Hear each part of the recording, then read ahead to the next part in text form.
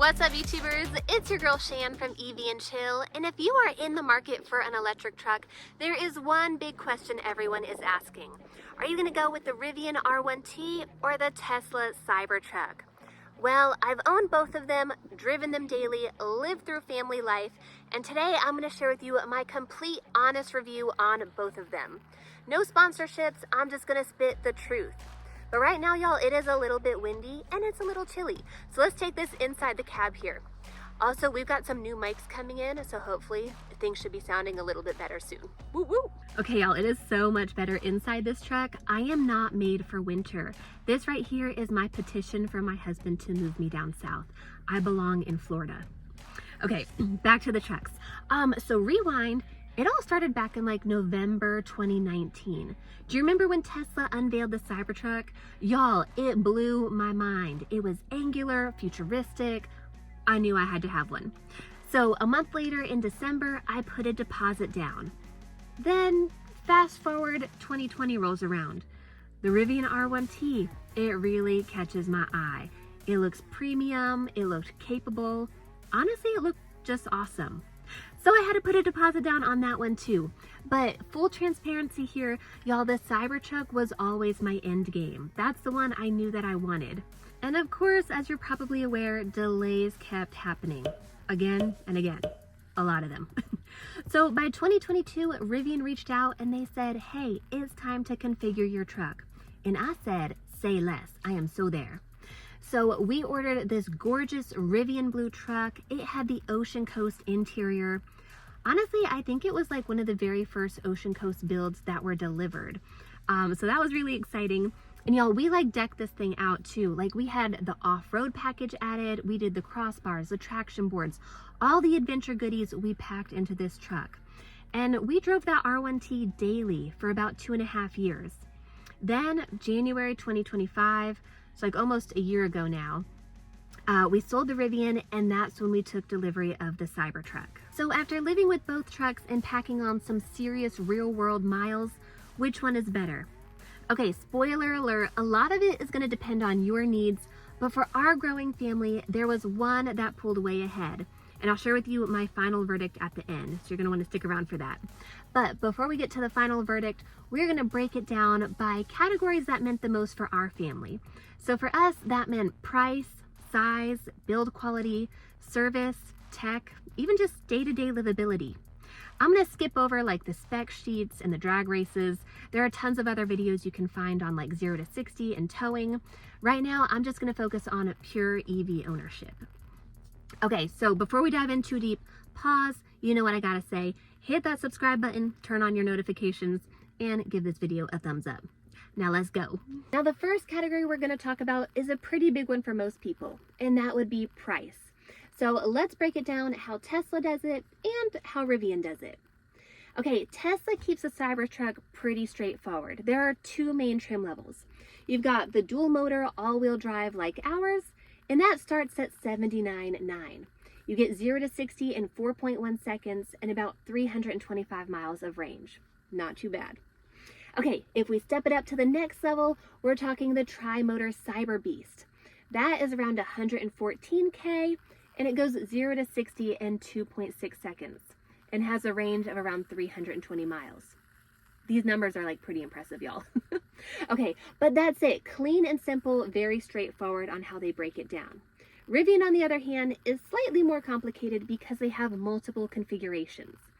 So the R1T lineup, it ranges. So it starts out at around 72K, and that's for the base dual motor. The base dual motor has a range of around 270 miles and can go 0 to 60 in 4.5 seconds. And then it goes all the way up to the top tier.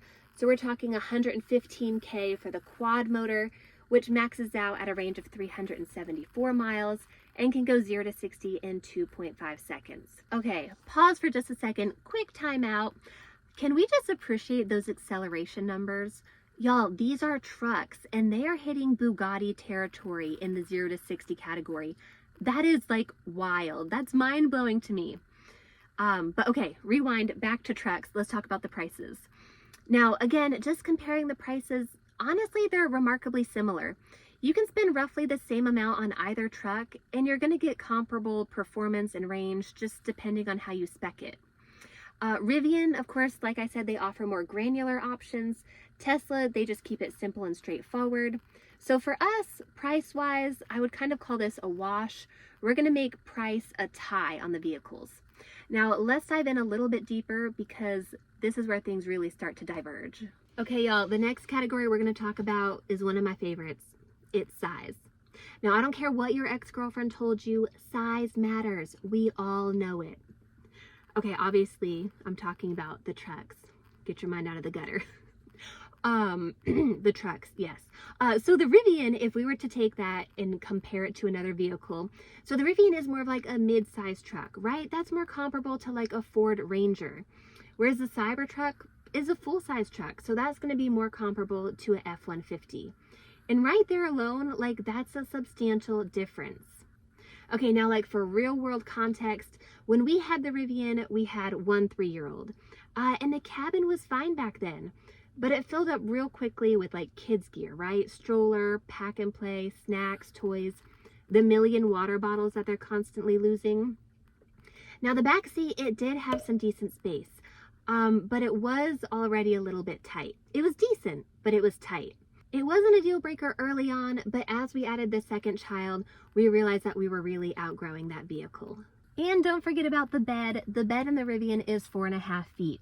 So honestly, that was really great for like hauling around like small loads or picking up groceries, but we realized real quickly that we were outgrowing it. But let's talk about the Rivian's frunk, because y'all, this was probably one of my favorite things about the Rivian. The frunk was actually genuinely usable. Like the container style where it actually had like a barrier all around was perfect for so many things. Truthfully, I wish the Cybertruck had that frunk. Also, don't forget about the gear tunnel. Y'all, this is just perfect for really long things.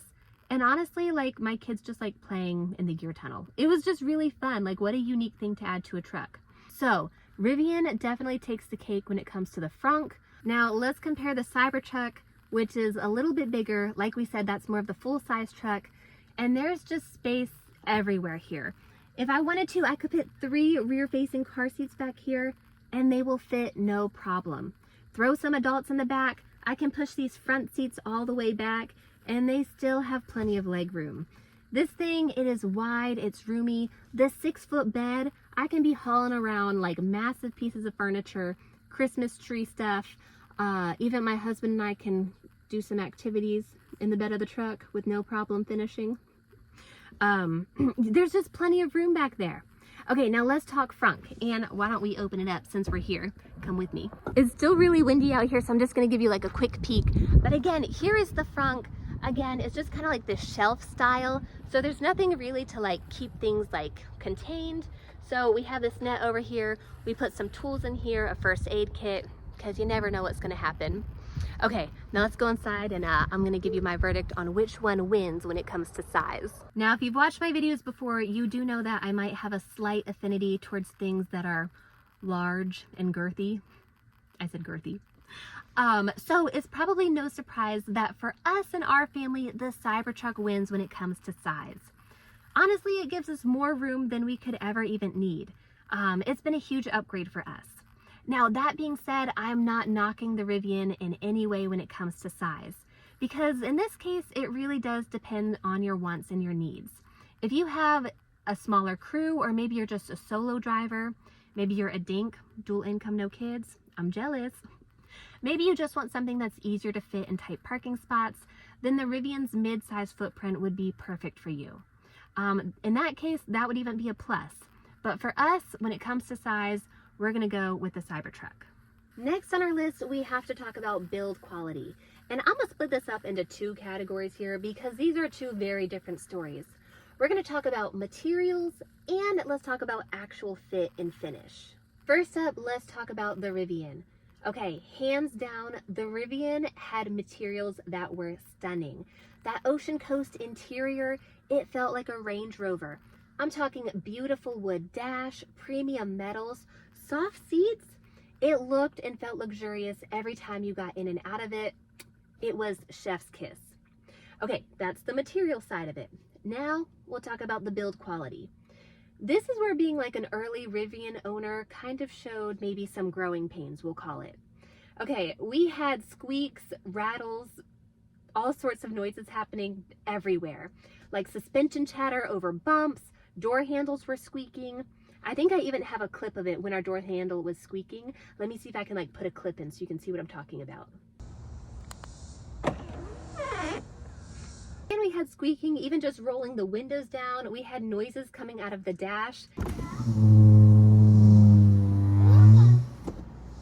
It just wasn't what you would expect from like a 90K plus luxury truck. And let's talk about ride too, because that's a part of it.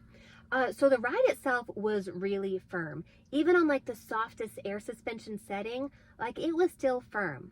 Now I know the all-terrain tires didn't help that. It looked cool, but it didn't make the ride as comfortable. But again, hopefully Rivian has like improved these things since 2022.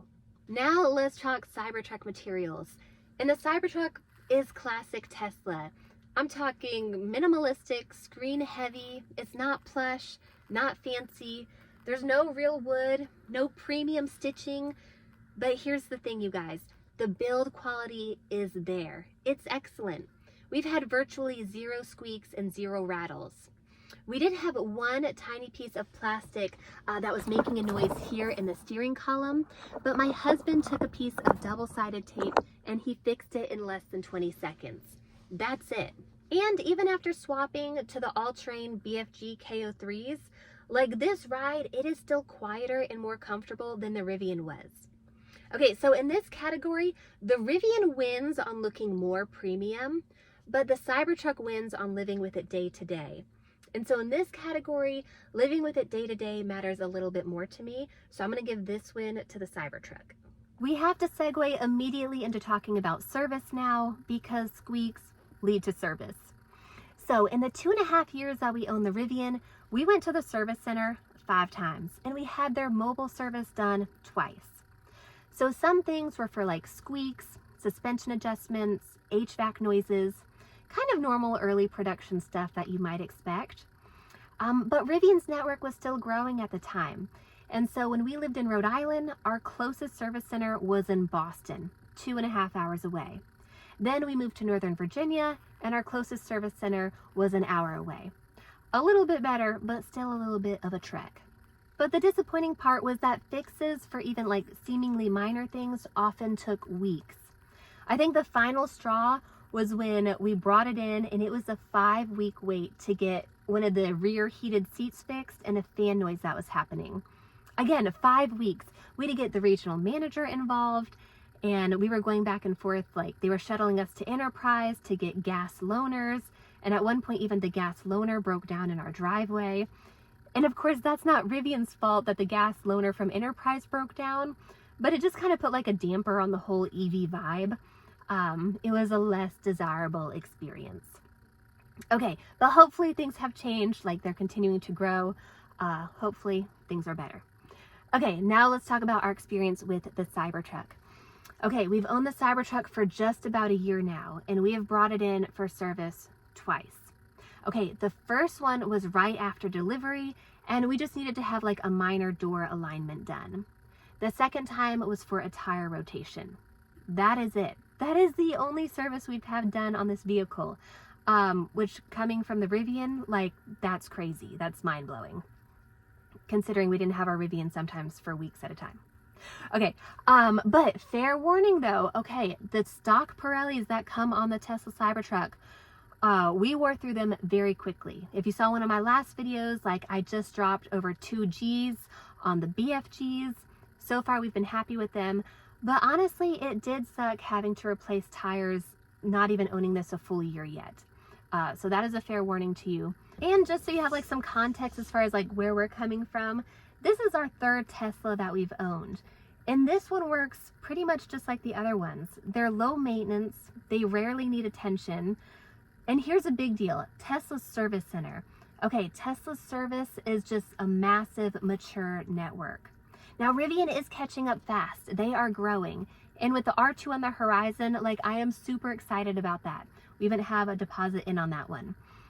So again, I'm not trying to just like downplay Rivian. I'm just trying to share our actual experiences that we've had. But so far, again, our maintenance and service with the Cybertruck has been super minimal. So when it comes to service, I think Tesla has the clear edge on this one. Moving on, let's talk about tech, because tech is where Tesla pulls away real hard. And honestly, I think it's fair to say that Tesla is objectively like the best software company in the EV space right now. Like, full stop. I mean, the Cybertruck's interface, it is buttery smooth, it's intuitive, it is packed with tons of features. Full self-driving has even come a long way. I remember like the very first Tesla that we owned, full self-driving, like it was cool. It was maybe more of like a novelty feature. It was not usable on the daily. Now I use FSD literally every day. And it's confident, it gets you point to point. It's actually relaxing to use. Then you add the steer-by-wire and the rear wheel steering, and this giant truck, it turns like it's half its size. And let's not forget also, since we're talking about the tech, the backseat screen for the kids is great. That thing has been a lifesaver on road trips. Now, in saying all of that, I'm not saying that Rivian software is bad by any means. Don't get that idea. Rivian software is not bad. Honestly, it's actually the second best in my opinion. I love that it has a dedicated driver's display. That's something that Tesla still doesn't have. But we did have occasional UI crashes that required us doing restarts, and that's something we've never had to do with our Tesla before.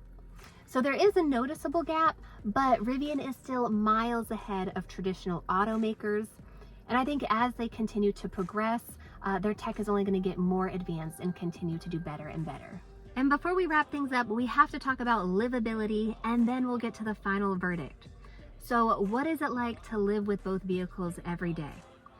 So the Cybertruck has been a fantastic family hauler. It's big, but it drives small, and that's thanks to the rear wheel steering and FSD.